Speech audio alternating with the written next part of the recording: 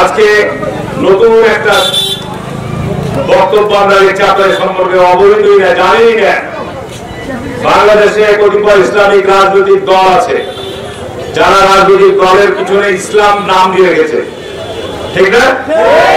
ইসলামী আন্দোলন, জামাত ইসলাম, এরকম অনেকগুলো দল আছে যারা রাজনীতি করে, ভোট করে, কিন্তু তাদের কথার সাথে কাজের কোনো মিল নাই, ঠিক না? বেশি বলছি বলা যায়।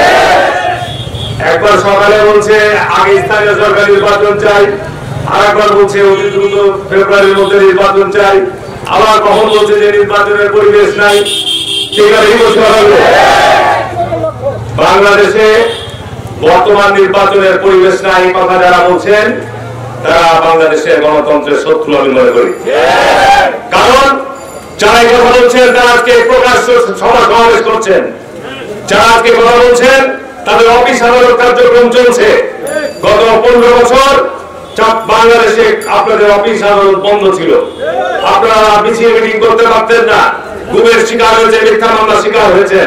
কিন্তু বর্তমান সময়ে বাংলাদেশে সকল রাজনৈতিক দল আজকে তাদের সভা সমাবেশ বক্তব্য উপস্থাপন করতে পারছে, ঠিক না? বাংলাদেশ রাতারাতি ইউরোপ আর আমেরিকা হয়ে যাবে না। বাংলাদেশে 55,126 বর্গ মাইল এলাকার মধ্যে প্রায় 4,500 বেশি অধিক ইউনিয়ন রয়েছে।